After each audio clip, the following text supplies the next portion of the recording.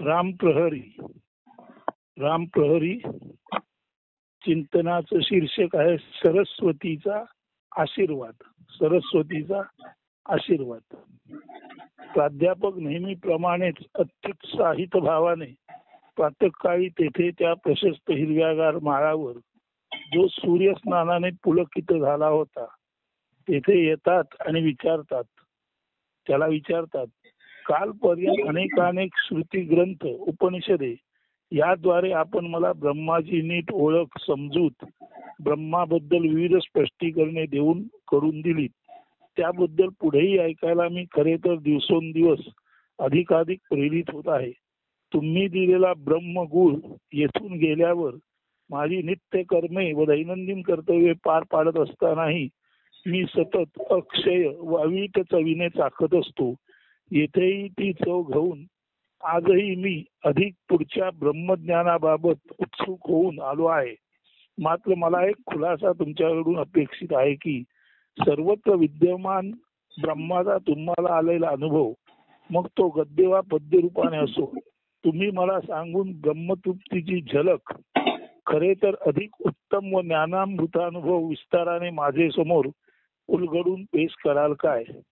तो म्हणजे तुम्हाला माझा प्रत्यक्ष अनुभव माझ्याच शब्दात ऐकायचा आहे तर? प्राध्यापक, हो हो. आता तो म्हणतो, ऐका तर. खरं सांगायचं म्हणजे गेली अनेक वर्षे मी या किंवा अशा माळावर एकांतात असतो. कधी रस्त्याच्या कडेला असतो, कधी झाडाच्या खाली बसतो, कधी गर्दीत असून एकटा असतो. परंतु एकटेपणे राहणे, केवळ एक आणि एकमेवत्वाने राहणे, एक आणि एकमेव द्वितीयम नास्ती असं राहणे, हाच माझा खरा तर आत्मछंद आहे. आणि अशा आत्मछंदात असताना मन पूर्ण शांत असते आणि आपली आत्मशक्ती व आत्मचैतन्य एकवटलेलं असतं. तेव्हा आपणच आपणाला जाणून घेण्याची जी क्षमता आहे, सुसंवेद्य क्षमता आहे, जी आत्मशक्ती आहे, ती मला प्रथम गद्य रूपाने काही दर्शन देते आणि नंतर पुढे पद्य रूपाने म्हणजे सरस्वतीच्या मुखाने ती माझ्यातून काहीतरी प्रकट करते.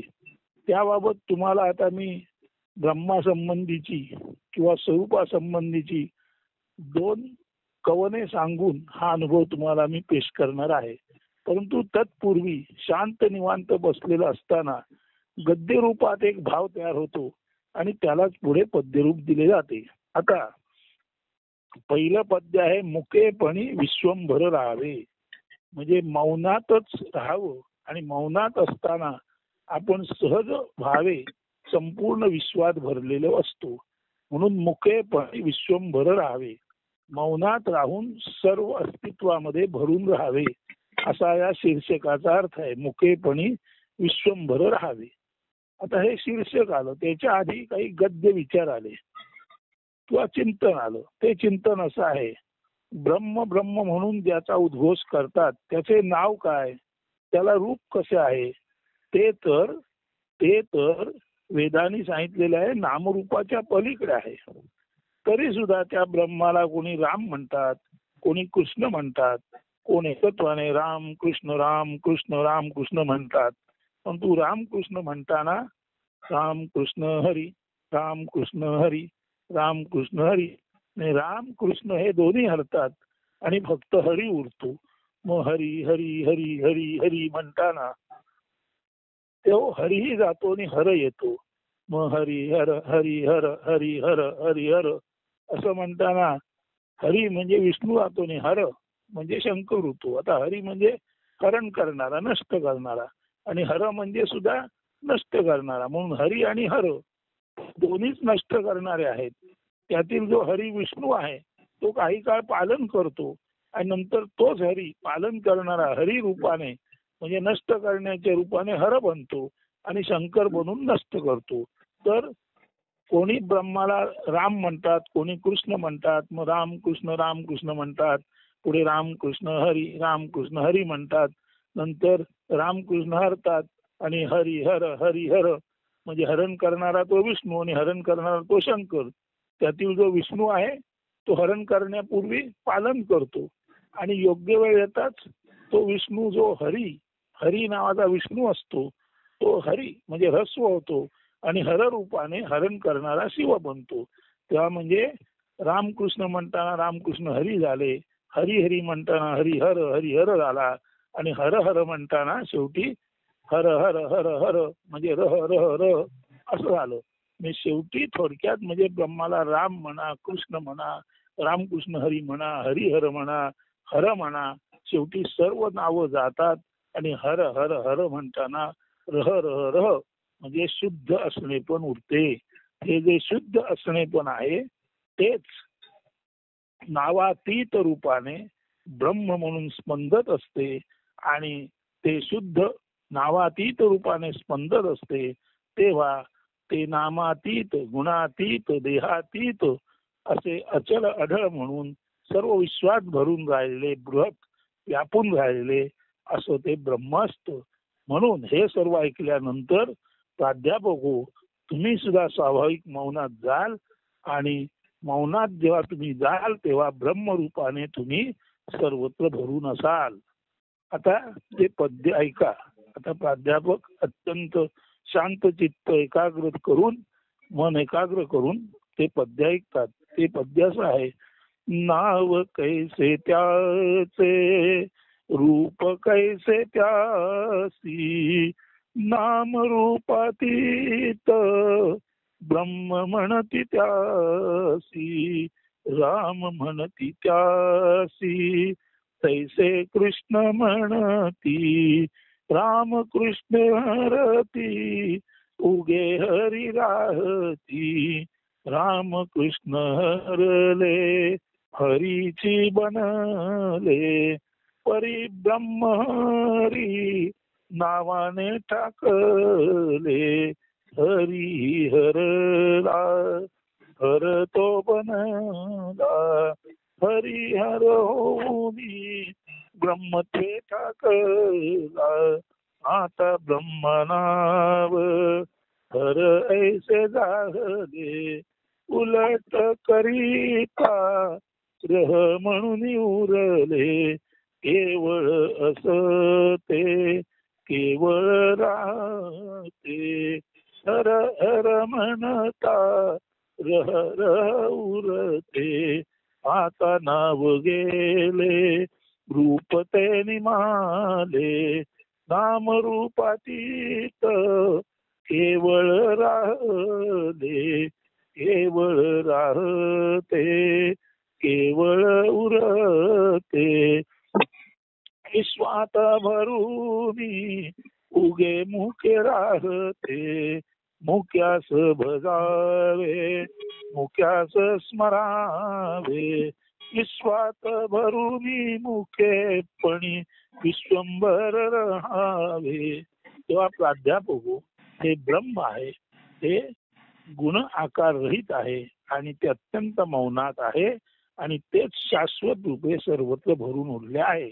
तुम्हाला माहित असेल की लहान मुलांना जेव्हा नाव ठेवतात त्याच्या आधी गोविंद घ्या, कोणी गोपाळ घ्या, पाळण्याच्या वरून खाली खालून वर असे 2-3 वेळा करतात. मग वेगवेगळी नावं घेतात आणि शेवटी एक नाव फिक्स करतात. परंतु नाव ठेवल्यानंतर किंवा नाव ठेवण्या अगोदर त्या मुलाच्या कानात कुर्र करतात. आता ह्या कुर्रचा अर्थ काही नाही असा आहे. म्हणजे प्रथम त्या मुलाला काही नाही, हे सर्व नाम रूप शरीर हे भ्रम आहे, हे या कुर्र या मंत्राने सांगितले जाते आणि नंतर व्यवहारात एक ओळख म्हणून त्याला नाव दिले जाते. म्हणून हा जो कुर्र संस्कार आहे तो अत्यंत महत्वाचा आहे. देह नश्वर आहे, तो टिकणारा नाही, परंतु देहाधारे जोपर्यंत ही जीवन नौका चालणार आहे तोपर्यंत तुम्ही ही नश्वर असलेली जीवन नौका, कायम न टिकणारी जीवन नौका जोपर्यंत शाबूत आहे, जोपर्यंत तुमचं शरीर आणि तुमच्यातली चैतन्य शक्ती तुमच्या शरीराला धरून आहे, त्या चैतन्य शक्तीचा तुम्हाला आधार आहे, तोपर्यंतच तुम्ही त्या ससंवेद्य शक्तीच्या आधारे ब्रह्माचं मूळ निर्गुण निराकार तत्व समजून घ्या आणि ब्रह्म सर्वत्र भरलेला आहे. त्या कारणाते जीवामध्ये सुद्धा ते ब्रह्मच शिव म्हणून आहे. म्हणून प्राध्यापक हो, तुम्ही स्वतःला जीव न समजता शिव म्हणून जाणा आणि देह असतानाच ब्रह्मरूपाला प्राप्त व्हा आणि देह असतानाच निर्गुण निराकार रूपाने मौनात जाऊन मुकेपणी विश्वंभर उरा. असा हा सरस्वतीचा आशीर्वाद तुमच्या निमित्ताने मी सर्वांना देत आहे. आता पुढे आपण पाहिलं आहे की ब्रह्म सर्वत्र आहे, पाठी आहे, पुढे आहे, खाली आहे, वर आहे, ऊर्ध्व अधर सगळीकडे आहे. सर्वत्र केवळ ब्रह्म आणि ब्रह्मच आहे. तशा तऱ्हेचा एक अनुभव मी तुम्हाला सांगतो. प्रथम थोडी गद्यात्मक जी रचना आली ती समजून घ्या. असाच मी कायमस्वरूपी बसत असताना असं दिसलं की आपलं जे काही रूप आहे ते जसं आहे तसं आहे आणि तेच रूप सर्वत्र भरलेलं आहे. याचा अर्थ नारायण पाटणकर म्हणून मी दिसतो तसे सर्व दिसतात असा नाही त्याचा अर्थ. तर आपल्यामध्ये आज जी सुसंवेद्य शक्ती आहे तिने एक रूप धारण केलेलं आहे, तिने दुसरं रूप धारण केलेलं आहे, तिने अनेक अब्जावधी माणसांना धारण केलेलं आहे. परंतु प्रत्येकामध्ये ही जी सुसंवेद्य शक्ती आहे, स्वतःला जाणण्याची क्षमता आहे, ती आत्मशक्ती हेच आपलं खरं मूळ आहे. म्हणून आत्मशक्ती हेच आपलं खरं मूळ आहे नव्हे. सर्वांचं रूप हे सुसंवेद्य शक्तीद्वारे, जाणीव तत्वाद्वारे जी आपण सर्व जाणीवातून सर्व विद्या जाणून घेतो आणि सर्व जाणून घेणारी ती विद्या सुसंवेद्य शक्ती, ती आत्मशक्ती म्हणून कार्यरत असली तरी त्या आत्मशक्तीला आणि ती ज्याची आहे त्या आत्म्याला रूप नाही. म्हणून आत्म्याला रूप नाही, परंतु आत्म्याची शक्ती कार्यरत असते. म्हणून सुसंवेद्य शक्ती ही इथून तिथून एकच आहे. अशा अर्थी जेव्हा आपण काही चिंतन करतो तेव्हा आपल्या लक्षात येतं की सुसंवेद्य शक्ती म्हणून आपणच सर्वत्र भरलेलो आहोत. त्याच्यातून जे पद्य निर्माण झालं ते ऐका. गुणाढ्य धनाढ्य सहज स्वरूप. स्वतःचं रूप याचा अर्थ प्रत्येक माणसाचं जे रूप आहे ते स्वरूपच आहे आणि ते स्वरूप जरी निर्गुण निराकार असलं तरी सुद्धा त्या निर्गुण निराकारामध्ये सहजासहजी अनंत गुणांचं निधान म्हणजे खजिना आहे आणि अनंत आकार त्यामध्ये आहेत. म्हणून जे निर्गुण निराकार परब्रह्म आहे ते सहजासहजी गुणाढ्य आणि धनाढ्य आहे. त्या कारणानेच अनेक रूपामध्ये म्हणजे अनेक आकारामध्ये आणि त्या कारणानेच अनेक जीवभावामध्ये वेगवेगळ्या वर्तनाद्वारे ते प्रकट होतं. परंतु अनेकात जरी आकार रूपाने आणि भाव रूपाने ते वर्तत असलं तरी मूलतः ते एक भावे स्वरूप म्हणून, सुसंवेद्य शक्ती म्हणून, आत्मशक्ती म्हणून पूर्णतः मूलतः ते एक आणि एकच आहे.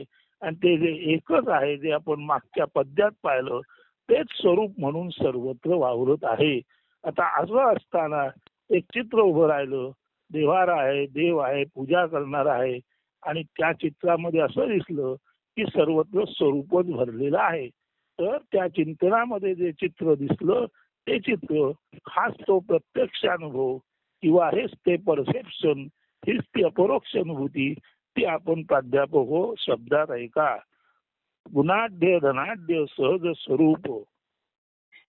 स्वरूप मंदिरी स्वरूपची देव, स्वरूप पितांबरी स्वरूप पुजारी, वामांगी स्वरूप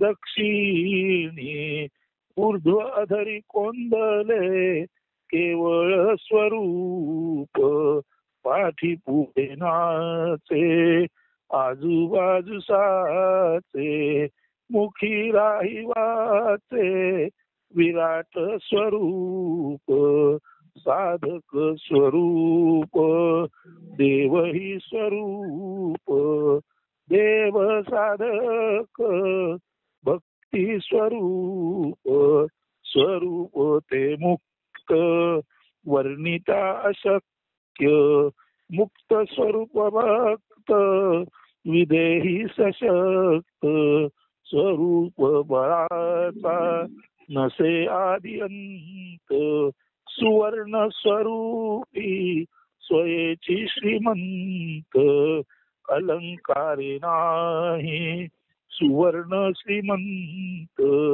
गुणाकारे नसे स्वरूप श्रीमंत गुणाढ्य धनाढ्य सहज स्वरूप ब्रह्म ते स्वरूप निरूपे अपरूप. पुन्हा एकदा अर्थ जाणून घ्या. स्वरूप साधनेत स्वरूपच देव आणि स्वरूप रूपी पितांबर धारण केलेले स्वरूपच पुजारी म्हणून असतो. देवाचे दिव्यत्वच म्हणजे स्वरूप, देवाचे दिव्यत्व म्हणजे स्वरूपच. स्वर्णमय पितांबर धारण करून पुजारी रूपाने स्वरूपच स्वरूपाला, देवच देवाला देवत्वाने, स्वरूपच स्वरूपाला स्वरूपत्वाने पूजत असते. डावीकडे उजवीकडे वर खाली केवळ स्वरूपच कोंदाटलेले असते. पाठी पुढे भेर धरून स्वरूपच नाचत असते. मुखामध्ये वाणी रूपात स्वरूपच त्याच्या विराटत्वाने स्वरूपच मुखामध्ये असते आणि स्वरूपच त्याच्या ब्रह्मत्वाने विराट रूपाने मुखरित होते, म्हणजे सरस्वती रूपे प्रकटते. साधक व देव दोन्ही स्वरूपच असतात. देव व साधक भक्ती स्वरूपच. देव साधक जेव्हा विभक्त नसतात तेव्हा भक्त रूपाने देव साधक हे भक्ती स्वरूपच म्हणजे ब्रह्मच असतात. स्वरूप याचा अर्थ ब्रह्मच.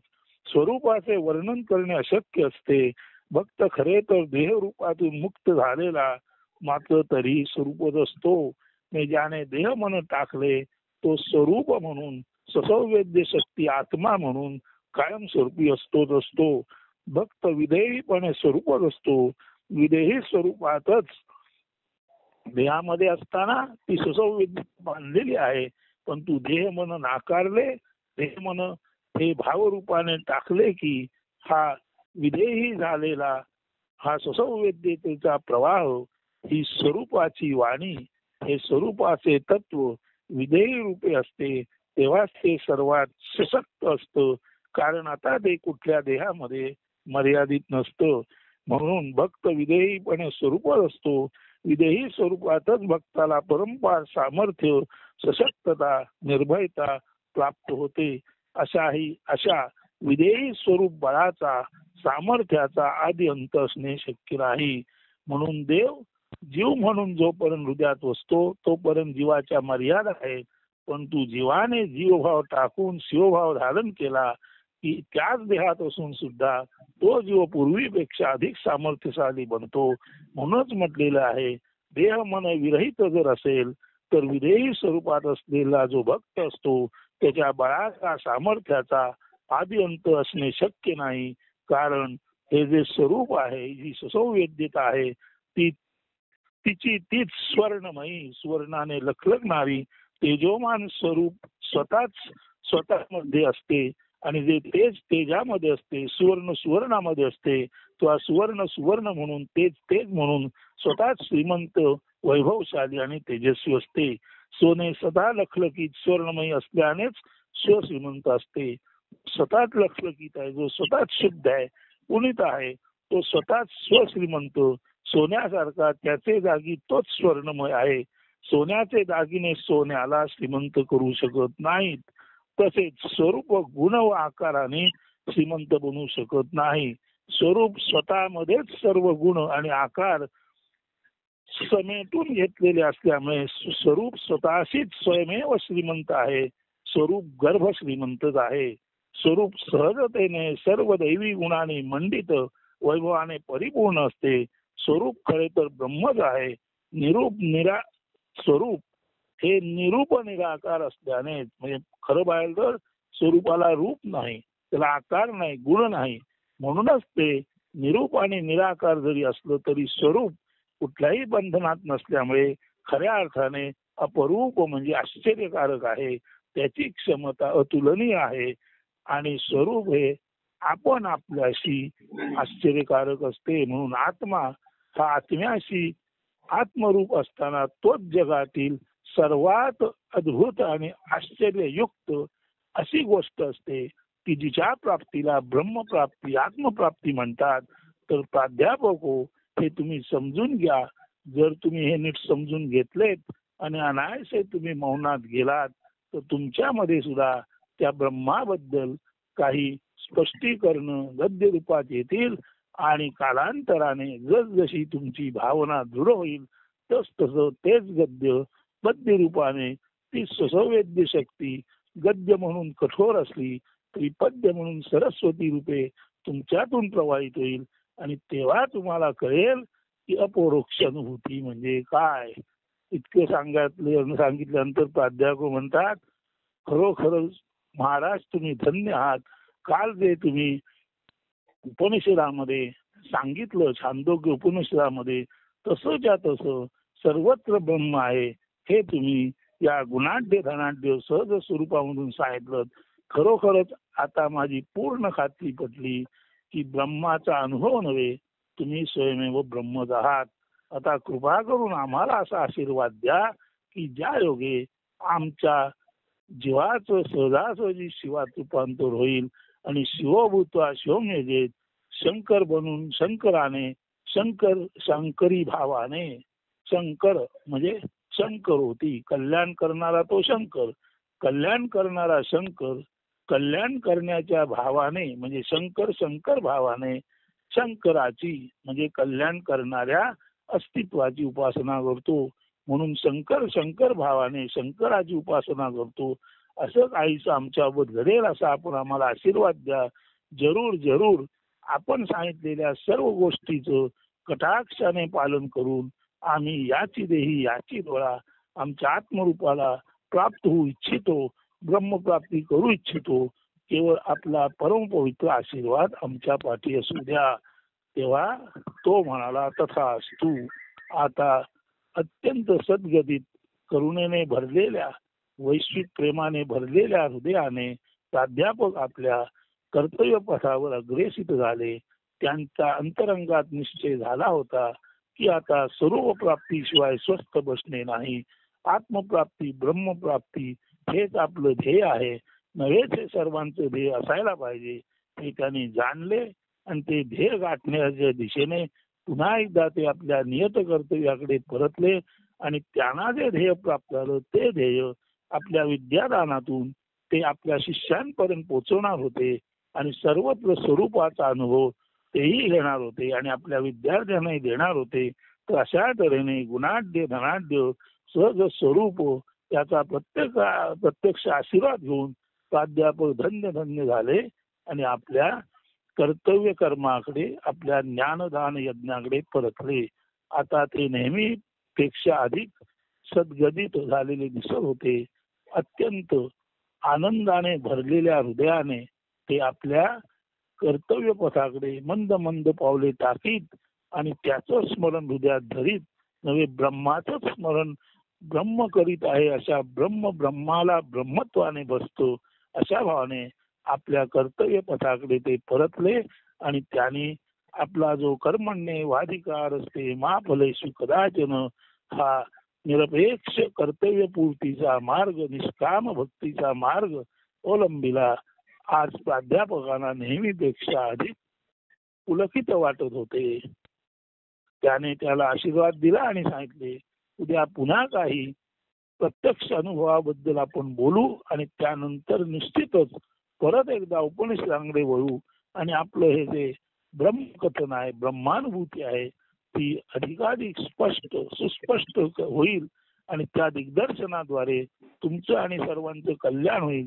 यासाठी जरूर आपण या इथे आपण एकमेकाला जीवाला शिव भेटला नव्हे जीव शिव भेटले आणि शिवच झाले इतक्या भावाने आपण एकमेकामध्ये मिसळून जाऊया आणि हा ब्रह्मानंद दैनंदिन दिनप्रतिदिने शुक्लेंदुवत म्हणजे पौर्णिमेच्या चंद्राप्रमाणे विकसित होईल.